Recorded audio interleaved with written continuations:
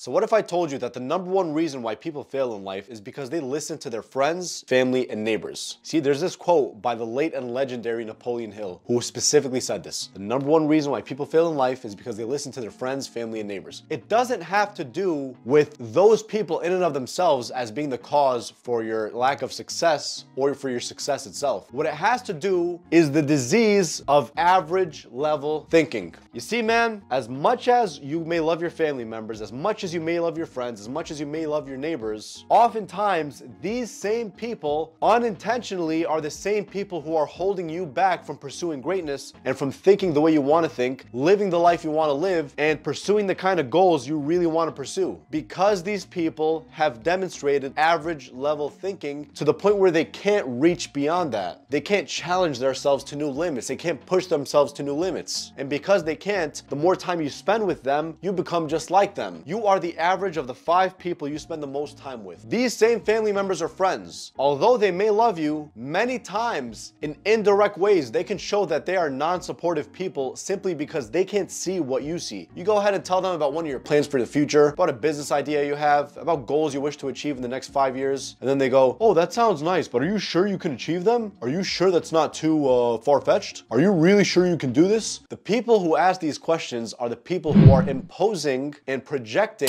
their lack of greatness or their lack of definiteness of purpose in their lives. And because they don't have that definiteness of purpose or that drive, that vision for themselves, they're imposing their negative mind on you. They're trying to get you to be average. They're trying to get you to be mediocre. And then when you spend more time with them, you start becoming infected with that same average disease because it's so contagious. It's crazy how that works. You spend enough time with the right people, you become like them. Spend enough time with the wrong people, you become like them as well. And then you start thinking to yourself, I like these people and all, but I feel like they're holding me back. And at the same time, you feel like you're starting to think like them. You're starting to act like them. You're starting to do the same lazy things that they do. You start playing video games 2 hours a day like they do. You go crazy over Black Friday shopping just a couple days ago, instead of being crazy over your goals and your mission in life as a man. Many of these same people are the types of people whom, when you make it to the top and they see that you're really putting in the work, because your vision and ambition tends to threaten them, they try to bring you down from achieving that. And they try to get you to question yourself because they question every goddamn thing they're doing. And they ask you questions like, how did you make it? Are you sure that wasn't by luck? Oh, maybe you just got lucky. Oh, what could I do to get that result quickly? What's a quick overnight fix? You see, man, we live in a generation of instant gratification. And like I discussed before, instant gratification is for losers. Delayed gratification is for winners. You have to put yourself on that path for delayed gratification where you struggle today and you don't reap your results yet. You reap your results in a few years, a few months at least. That's what's going to build the patience and the perseverance for you to keep fighting and to get yourself in the champion's mindset. People who think average are not champions. People who think average don't have that champion mindset. They have that average mediocre mindset. It's like, sure, they'll get by, but they're not going to achieve anything noteworthy. They're not going to make anything out of themselves that's really admirable, that they're really proud of. These are the same types of people whom don't make the kind of money they want, are making the same excuses they want, not the money, the same excuses they want year after year. They have New Year's resolutions that they're not even certain of, like, oh, it'd be nice to achieve so-and-so. It may be cool to achieve so-and-so, instead of thinking, no, I'm going to achieve so-and-so. My plan is so-and-so. My plan is this, this, and that. I know I'm going to achieve it. That's why you need to stay away from the disease of average. The disease of average is very contagious, and a lot of people have this disease. More people have it than don't have it. People who don't think in terms of abundance and greatness. And trust me, man, every single human on this planet is capable of greatness. That means you are capable of greatness, and you have no excuses not to pursue greatness. But when you're out here with average Joes who are trying to hold you back and trying to get you to play beer pong and eat a whole box of pizza on Fridays for happy hour, instead of doing anything productive with your life, things that have an active return on investment in your life that will get you in better shape, will make you mentally stronger, mentally brighter and sharper, make you more money. If your friends aren't discussing those things, then what's the point? If instead they're discussing the latest show, the latest episode of Stranger Things or whatever, if that's the case, then why would you hang out with them? Or at least, why would you hang out with them a lot? Maybe you like these people, sure, but you need to learn to limit your time with them if that's the case. It's funny how that works, right? The people who you think are your closest friends, which they sure may be, and even your family members, oftentimes, unintentionally, these people can bring you down. They don't know they're bringing you down. They sometimes think that they're doing you a favor because they're getting you to play it safe. We weren't taught to take risks. We weren't taught to challenge ourselves in the right way. Take calculated risks. Go after the type of life that we really want because we believe we can. It's not just about taking a stupid risk and saying, okay, I'm gonna be a professional athlete in the next 2 weeks because I'm gonna work hard and I believe in it. It doesn't work that way. way. You have to have a plan. You have an intention first, and then a definite plan and a definite deadline. And you get the right type of guidance, the right type of coaching, the right type of networking. But most of us were not taught these things. We were taught to play it safe. And that's why oftentimes our parents want us to stay safe and our friends want us to stay safe because of fear of us failing. Many times it's that. Other times it could be jealousy. Usually not necessarily from the family members, although it can happen, but that's usually from like friends,